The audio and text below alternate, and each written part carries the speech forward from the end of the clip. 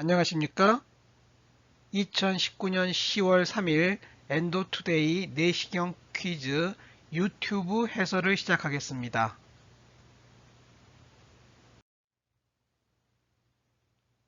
과거 수술을 받은 환자분의 내시경 소견입니다. 어떤 수술이었을까요?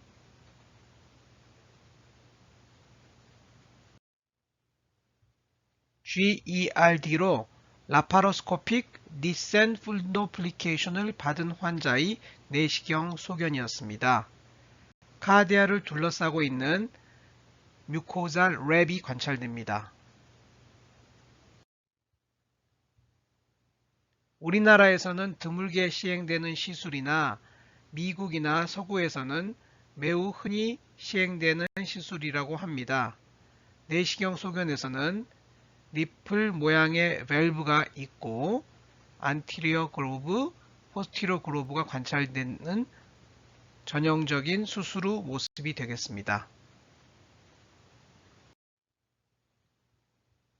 디센 푼도플리케이션은 대부분 라파로스코픽 어프로치로 진행이 됩니다. 랩이 카디아 주변을 둘러싸는 정도에 따라 컴플리트 푼도플리케이션과 파셜 푼도플리케이션으로 나누어지고 파셜 푼도플리케이션이 안티리어 파셜, 포스티리어 파셜로 나누어지며 포스티리어 파셜 푼도플리케이션을 주로 투배 수술이라고 부르고 있습니다. 유사한 증례인데요. 이 환자는 푼도플리케이션 이후 오히려 디스파지아 때문에 고생을 많이 하셨다고 합니다. G정션을 지나치게 타이트하게 조이면 마치 아칼라지아와 비슷한 모습이 되고 맙니다. 따라서 푼도플리케이션은 너무 세게 조이면 디스파지아가 생기고 너무 약하게 조이면 하나마나인, 즉 힘 조절이 중요한 시술이 되겠습니다.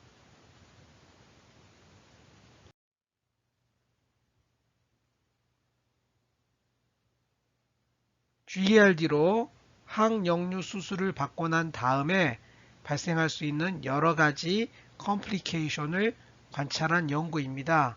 디스파지아의 발생률은 약 19.4%였고요. GERD로 수술을 받았으니 약을 끊을 수 있게 될 것으로 기대하지만 실제로 약을 사용하는 환자가 절반 정도가 된다는 연구였습니다.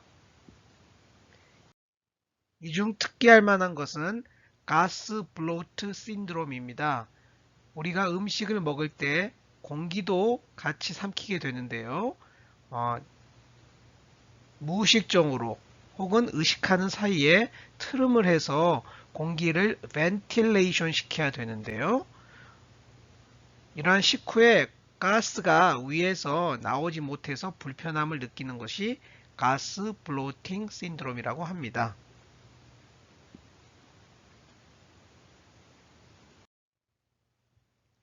두 번째 문제로 넘어가기 전에 일원 내시경 교실 바른 내시경 연구소에서 진행하고 있는 술기 워크샵 일정을 소개해 드리겠습니다.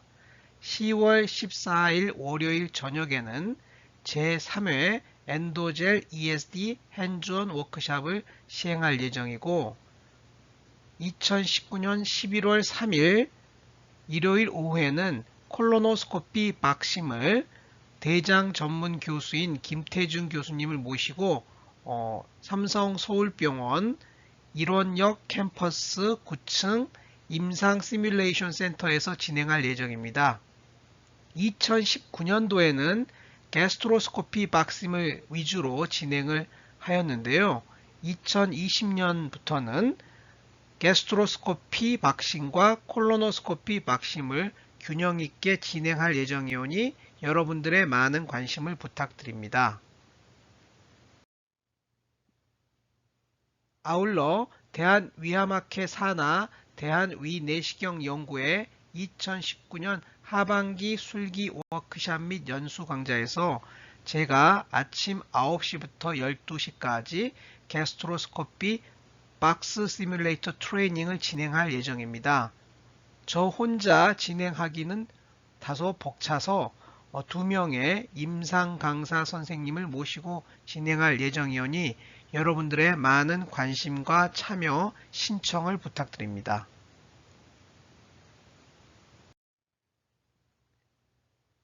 두 번째 문제입니다. 위체 중상부의 융기형 병소 중앙에 작은 궤양형 병소가 있는 환자였습니다. 진단은 무엇이었을까요?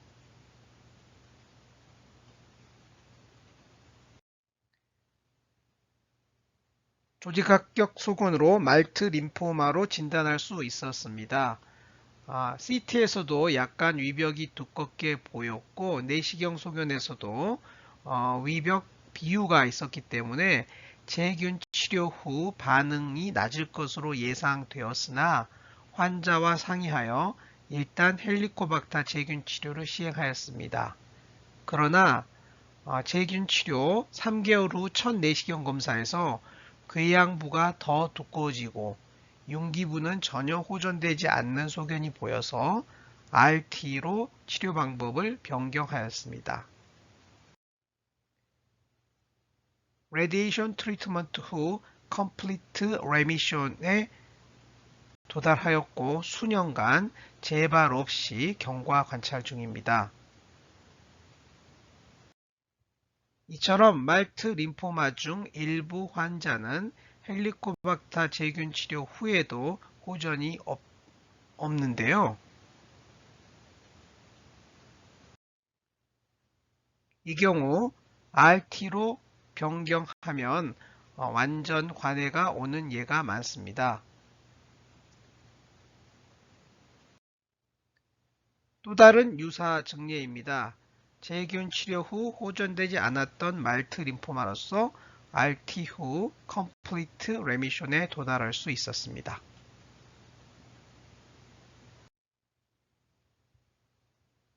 근위 전정부 대만의 병소입니다. 진단은 무엇일까요?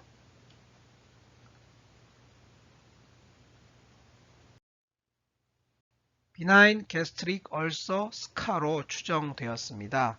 조직검사에서는 특이소견은 없었으나 병력도 없었으나 7년 전 내시경 사진을 가져오셨는데요. 그때에도 동일한 소견이 관찰되었습니다.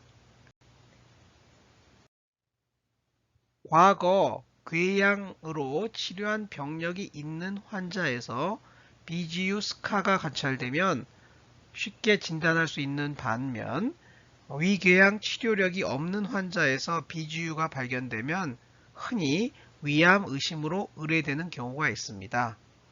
이 환자에서도 수년간 경과 관찰하였을 때 전혀 변화가 없었던 비나인 게스트릭 얼서 스카였습니다.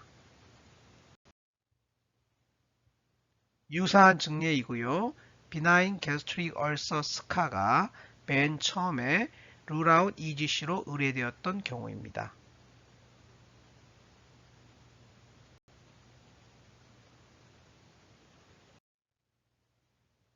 12지장 제2부의 융기형 병소이며 중앙이 함몰된 모습이었습니다. 진단은 무엇이겠습니까? 첫 내시경 사진은 상부 이장관 내시경이고요. 두 번째 내시경 사진은 ERCP를 하면서 관찰한 소견이었습니다.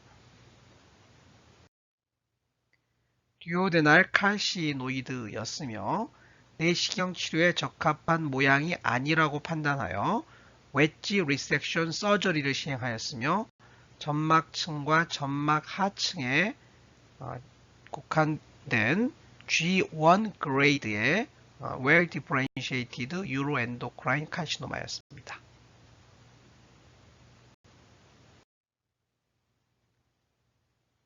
오늘의 마지막 문제입니다. 헤마테메시스 병력이 있는 간경변 환자의 내시경에서 아래와 같은 소견이 보였습니다. 이 소견의 이름은 무엇일까요?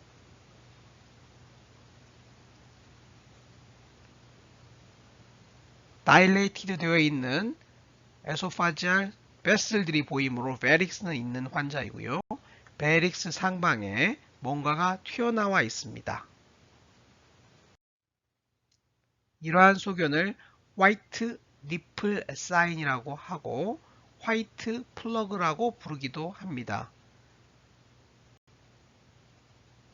에소파지알 베릭스에 대한 분류 표를 보면 블리딩 사인 중 하나로 화이트 플러그가 언급되어 있음을 알 수 있습니다.